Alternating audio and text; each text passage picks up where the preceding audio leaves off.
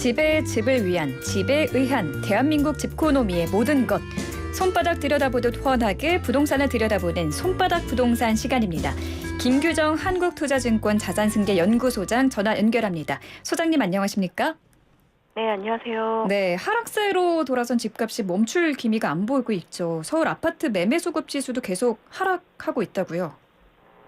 네, 지난 5일 한국부동산원 발표에 따르면 서울 아파트 매매 수급 지수가 84.6을 기록하고 있는데요. 전주 대비 추가 하락한 것으로 최근 석 달째 내림세가 이어지고 있습니다. 19년 7월 여름 이후로 가장 낮은 수준인데 아시는 것처럼 매매 수급 지수가 100보다 낮으면 낮을수록 집을 사려는 사람보다는 팔려고 하는 사람이 많다는 의미죠. 전반적으로 금리 인상에 대한 불안감에 경기 침체 우려도 계속되고 거래 관망세가 심화되면서 네. 주택 매수 심리가 냉랭한 상황이라고 분석이 됩니다. 지금 기준금리가 1%포인트까지 단번에 오를 수도 있다고 하는데 이렇게 되면 부동산 가격이 추가 하락할 가능성이 더 커진 거죠? 아무래도 기준금리 인상에 따라서 구매력 하락이나 금리 인상에 따른 금융비용 지출에 대한 부담이 늘어나면 아무래도 거래가 줄면서 주택가격에도 약세 영향을 미칠 수 있는데요. 네. 말씀하신 수치는 지난 3일에 한국은행이 발표한 주택시장 리스크평가 보고서에 나와 있는 내용인데 네. 기준금리가 1%포인트가량 추가적으로 더 오르게 되면 기준금리가 고정됐을 때에 비해서 1년이 지나면 주택가격이 0.4에서 0.7% 정도, 2년 차에는 0.9에서 최고 2.8%까지도 더 하락할 수 있다라는 연구 분석 결과를 내놓은 건데요. 네. 물론 이게 레인지가 조금 넓기 때문에 실제로 이제 이것이 다른 변수들과 같이 작용을 해서 어느 정도 하락 영향이 되는지는 그때그때 변수인자에 따라서 다를 수 있기는 하지만 어쨌든 말씀하신 것처럼 기준금리 추가 인상이 하반기 중에 계속될 것으로 예상이 되는 상황이다 보니까 기준금리 인상과 함께 주택가격의 추가 하락에 대해서도 다들 걱정하실 수밖에 없는 상황인 것 같습니다. 그래서 주택가격이 추가적으로 내릴 경우에 네. 각자 본인이 금융이자 비용에 대한 방어라던가 아니면 주택가격 변동에 대해서 버틸 수 있는 환경인지를 한번 점검해 보실 필요가 있을 것 같습니다. 그러니까 지금 금리 인상의 경기 침체에 대한 우려로 지금 집을 내놔도 안 팔리는 상황이 계속 지금 이어지고 있는 건데 전세 가격도 동시에 좀 하락을 하고 있다고요? 네, 아무래도 집값이 약세 하향 안정을 보이다 보니까 전세 가격도 하향 안정세를 보이는 곳들이 있는데요. 그러다 보니까 전세 가격이 예상외로 하락하게 되면서 역전세난이라던가 깡통전세 같은 현상이 나타날 거다라는 우려도 있고 실제로 그런 것이 국제적으로 포착되는 곳들도 나타나고 있어서 이제 귀추가 주목되고 있는 상황입니다. 일단 역전세라는 거는 세입자를 구하기 힘들다는 얘기죠. 그리고 깡통전세 같은 경우는 이제 집값이 하락하게 되면서 전세보증금 반환 사고하고도 연결될 수 있는 이제 이슈이기 때문에 네. 다들 이제 관심들이 많으신데 특히 지역에 따라 편차가 있을 수는 있지만 주택 가격이 계속 조정되게 되면 아무래도 전세도 약세를 보이면서 같은 가격에 혹은 집주인들이 원하는 높은 전세 가격에 세입자를 구하기가 어려워지고 기존 세입자가 계약 만료 후에 전세보증금을 돌려받고 이사를 가기 어려운 상황들이 벌어질 수 있고 분쟁 증가로 이어질 수가 있습니다. 그래서 현재 계약 종료를 앞두고 있는 세입자 이제 이사를 계획하고 계신 분이면 계약 종료 전에 이러한 상황이 발생할 소지가 없는지 이런 것들을 좀 미리미리 대비를 하시는 게 아무래도 안전하겠죠. 이런 상황에서 지금 다주택자들은 매물을 좀 거둬들이고 있잖아요. 이게 종부세 부담이 좀 완화가 되면서 좀 이런 현상이 나타나고 있는 걸까요? 네, 맞습니다. 다주택자들에 대한 양도세 중과 한시 배제 방침이 나오면서 일부 다주택자들이 이제 처분 매물을 내놓고 지역에 따라서 매물이 좀 적체되는 양상들도 보였었는데 그 이후에 다시 종부세를 부담하는 완화 방침이 발표가 된 상태고 현재 이제 국회 통과는 남아있지만 세법 개정안에 그 내용이 담기게 되면서 다주택자들 입장에서는 보유세 때문에 급하게 팔 이유는 사실상 좀 소멸이 된 상태다 보니까 매물을 걷어들이기도 하고 네. 일단 매수자들은 가격이 좀 원하는 수준으로 많이 떨어지기를 또 한편에서는 기다리고 있는데 다주택자 입장에서는 처분이 좀 급하지 않게 되다 보니까 가격을 많이 낮추지는 않은 이런 팽팽한 힘겨루기나 관망 상태가 이어지고 있고요. 그래서 어떻게 보면 다주택자들의 매물 처분 유도에 따른 가격 안정 목표에서는 정부가 내놨던 양도세 중과 한시배제 카드랑 이제 종부세 부담 완화 카드가 사실상 좀 배치되는 영향을 보이고 있다고 볼 수 있습니다. 그런데 지금 소형은 또 인기라고 하더라고요. 아무래도 좀 혼자 사는 가구가 늘면서 이런 현상이 나타나고 있는 것 같은데 소형 주택은 지금 상황이 어떤가요?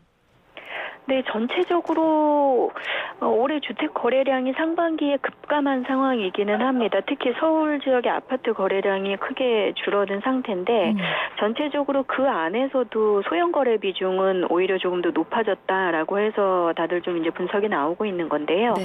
상반기 주택 매매 거래 서울 지역 기준으로 봤을 때 주택 매매 거래 중에서 70%가량이 전용 면적 60제곱미터 이하의 소형으로 이루어진 것으로 분석이 되고 있습니다. 아무래도 이제 집값이 많이 오른 상황이기 때문에 가격 자체에 대해서 부담이 크다 보니 상대적으로 가격 부담이 그래도 적은 소형 쪽으로 수요자들이 거래에 나선 것으로 분석을 하고 있고 네. 금리 인상의 대출 규제까지 겹쳐서 자금 마련이 좀 어려워지다 보니까 이런 부분도 이제 소형 쪽의 거래 비중이 늘어날 수밖에 없는 상황으로 이어진 것으로 분석이 되고 있고요. 네. 말씀하셨던 것처럼 1, 2인 가구가 늘어난 부분도 어쨌든 소형 거래에는 영향을 미치는 부분이 있을 테고 최근에 신규 아파트 분양 공급 시장을 중심으로 소형 공급 비중이 많았었기 때문에 결과론적으로 거래 시장에서도 소형 비중이 높아지고 있다라는 분석도 있습니다. 그래서 지역별로 이제 이런 소형 공급 거래량에 비해서 수요와 좀 잘 맞지 않는다는 지적도 있고 이 지역 수급에 따라서 소형 공급량을 좀 조절해야 된다라는 얘기도 있는데요. 서울 같은 경우는 전체적으로 워낙 새 아파트 신규 공급이 좀 부진한 상황이기 때문에 네네. 수요가 그래도 여전히 많은 중소형 새 아파트 공급이 기본적으로 부족하기도 하고요. 이에 따라서 소형 가격이 상대적으로 더 많이 오른 측면들도 있어서 지역별로 소형 수급을 좀 맞춰야 하는 지역의 이런 어려움들을 이번에 나오게 되는 정부의 주택 공급 계획들이 조금 뒷받침하면 좋지 않을까 싶습니다. 그 매수 심리가 상당히 위축된 분위기인데 이 소형 주택을 찾는 분들은 참 많다라는 것까지 이야기를 해주셨습니다. 이번 주에 정부가 부동산 공급 혁신 방안을 발표할 예정이라고 하죠. 이 내용은 어떤 내용들이 좀 담겨 있을까요? 여기에는. 일단 아직은 불확실하지만 시장이나 업계에서는 내일 9일 발표될 거다라는 예상을 많이 하고 있는 상황인데요. 네. 지난주에 대통령실에서 발표했던 내용을 보면 주거자 중심의 주택 공급 계획이다라고 해서 기존 공약 과정에서부터 언급했던 주택 250만 호에 추가 알파 공급까지 더해서 도심 주택 공급 활성화 방안까지 모두 담길 거다라는 예측이 있습니다. 그래서 네. 일단 업계에서 그동안 이제 거론됐던 내용들이 규제 완화 부분을 포함해서 재건축 같은 정비 사업을 통한 공급을 늘리는 부분하고 3기 신도시 본청약을 포함해서 이제 택지나 신도시 조성을 통해서 아파트 공공 분양 등을 늘리는 방법, 그리고 청년이나 신혼부부 생애 최초 주택 구입자를 대상으로 하는 좀 저렴한 원가 주택 공급 방안도 공약에서부터 언급된 만큼 담길 거다라는 예고가 있었고요. 네. 도심 역세권 재개발 등을 포함해서 전반적으로 그동안 언급됐던 이제 대규모 공급안이 정리돼서 발표될 거다라는 예상이 있습니다. 그래서 시장에서는 일단 이번 주에 나오는 내용을 발표를 좀 지켜보자 이런 입장이고요. 가장 관심이 좀 높은 부분은 재건축 공급을 위해서 관련된 초과이익 관수제라던가 이런 규제가 얼마나 완화가 될 거냐, 그리고 최근에 또 수도권이나 지역에 따라서는 가격이 약세를 보이는 곳들도 있다 보니 공급 확대 방침이 종전대로 나오는 것이 맞느냐에 대해서 논란이 좀 있어서 지역별로 공급량이 어떻게 배분될지에 대해서도 관심을 보이고 있는 상황입니다. 근데 이 말씀하신 재건축 초과이익 환수제는 법 개정이 필요한 사안이잖아요. 이 부분이 이번 주 정부 대책에 담길까요? 실제 감면 수준은 어느 정도일지도 궁금한데 어떻게 보세요? 일단 대책 내용을 열어봐야 확실해지긴 하겠지만 현재 예상으로는 워낙에서 공공연하게 규제 완화 부분이 같이 얘기가 됐었기 때문에 담길 것으로 예상하는 분들이 많은 것 같습니다. 그래서 초과이익 환수제 부담 완화 방안이 이번 공급 대책의 한켠에 이제 담길 것으로 예측을 하고 있는데 일단 대표적인 내용이 이제 과세 대상 면세 기준을 좀 올리는 부분인데요. 현재는 조합원별로 개발 이익이 3천만 원을 초과하는 경우에 이제 최대 50%까지 부담금을 세금으로 이제 내게 되는 제도인데 이 과세 대상을 현행 3천만 원 이하 면제에서 한 1억 원 정도까지도 최대한 좀 높일 수 있다라는 언급이 되고 있고요. 네. 그래서 시장에서는 이게 어느 정도 수준까지 이제 면제를 해줘서 부담을 줄일 거냐에 대해서 관심들이 많으시고 최대 10에서 최고 50%까지 구간별로 부과되는 이 부담금 비율을 네. 얼마나 좀 낮춰줄 거냐. 그리고 장기적으로 한 주택만 보유한 분들에 대해서도 부담금을 좀 완화해 줄 거다라는 얘기가 있었어서 네. 그런 부분들을 좀 확인하는 절차가 이번 주 발표 이후에 진행될 것 같습니다. 이번 주 중으로 발표가 된다고 하니까 자세한 내용, 정확한 내용은 지켜봐야겠고요. 1기 신도시 재정비 사업 계획도 다른 재건축 예정 지역에 비해서 1기 신도시만 특혜를 준다 이런 비판도 나오고 있는데 이 부분은 어떻게 보십니까? 특별법이 특정 지역에 대해서만 좀 차별화된 정책을 펼치는 만큼 특혜 논란이 좀 불가피할 수 있는데요. 그러다 보니까 이게 단순히 1기 신도시만의 특별법이라기보다는 국토 전반에 걸친 노후주택이나 지역 개발 관리 계획을 총괄적으로 세워놓고 그 안에서 우선순위나 속도, 강도를 조절해야 된다라는 얘기들이 나오고 있습니다. 그래서 전체적인 노후주택 지역 개발 계획 같은 것들에 대해서도 좀 예상을 해보고 있고요. 네. 만약에 일개 신도시 특별법이 먼저 지정이 된다라고 하면 논의됐던 게 이제 최대 용적률 500%까지 이제 인센티브를 줘서 고밀 개발하는 부분이었기 때문에 그런 부분들의 이제 개별법 지정에 대해서도 조금 지켜볼 필요가 있겠습니다. 그렇군요. 이 이야기도 좀 해볼게요. 굉장히 뜨거운 감자로 떠올랐었던 둔촌 주공 사태. 이게 지금 100기를 들었다고 하죠. 둔촌 주공조합이 100기를 들었다는데 이 내용도 좀 자세히 짚어주신다면요. 네, 일단 사업비 대출 만기가 도래하게 되면서 조합이 사실상 100기를 들었다라는 표현이 나온 건데요. 조합이 23일로 만기가 도래하는 7천억 원 규모의 사업비 대출 연장을 위해서 대주단과 시공단에 지금 공문을 발송한 상황으로 알려지고 있습니다. 그래서 지금 이 대출 연장을 하기 위해서 종전 조합 집행부를 모두 이제 해제한 상태고요. 오늘 10월까지 새로운 조합을 구성하고 11월부터 일반 분양 준비라든가 이런 공사 재개를 할 수 있도록 최대한 협조를 하는 쪽으로 일단 협의를 해 나가고 있는 상태입니다. 아직은 좀 최종 확정할 부분이 남아 있는 걸로 알려져 있는데요.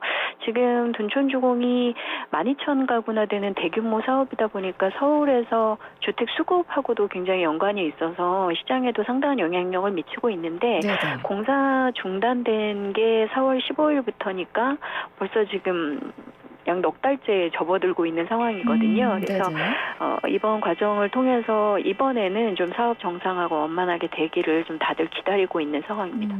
네.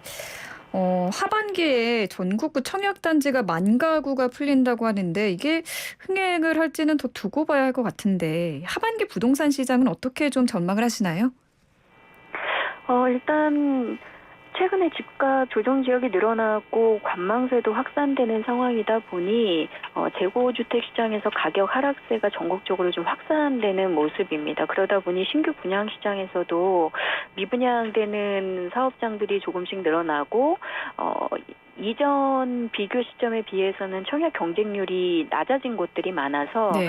분양 시장에서도 좀 이런 약세장의 영향이 나타나는 게 아니냐라는 진단도 나오는데 실제로 상반기 사업장들의 분양 결과를 보면 각 사업장의 입지 특성이라던가 뭐 분양 가격 같은 상품성에 따라서 사실상 1순위 청약 결과가 좀 엇갈리는 상황이거든요. 네. 이제 상품성에 따라서 양극화되기도 하고 기본적으로 해당 지역에 주택 마련하려는 실수요자들이 좀 탄탄하게 있는 곳들은 분양이 여전히 좀 잘 되기도 해서 이번에 공급 시장에서도 하반기 공급 시장에서도 전반적으로 뭐 금리 불안정이라던가 경기 우려 같은 재반 변수들이 영향을 미치긴 하겠지만 사실상 개별 사업장에 이제 청약할 수요가 있고 가격이 적정하고 상품성이 괜찮은가 이것에 따라서 청약 결과가 엇갈릴 수밖에 없을 것 같습니다. 그래서 청약하시는 분들은 해당 사업장에서 나오는 상품 분양 가격 그리고 입지라던가 상품성을 좀 면밀하게 분석을 하셔서 내 집 마련 위주로 접근하시는 게 사실상 가장 안전하겠고요. 투자 목적이실 경우에 대출이라던가 해당 지역의 규제라던가 이런 것들을 아직은 좀 잘 따져보셔야 될 것 같습니다. 네, 알겠습니다. 오늘 말씀 여기까지 듣겠습니다. 감사합니다. 고맙습니다. 네, 오늘도 손바닥 부동산 김규정 한국투자증권 자산승계연구소장과 함께했습니다.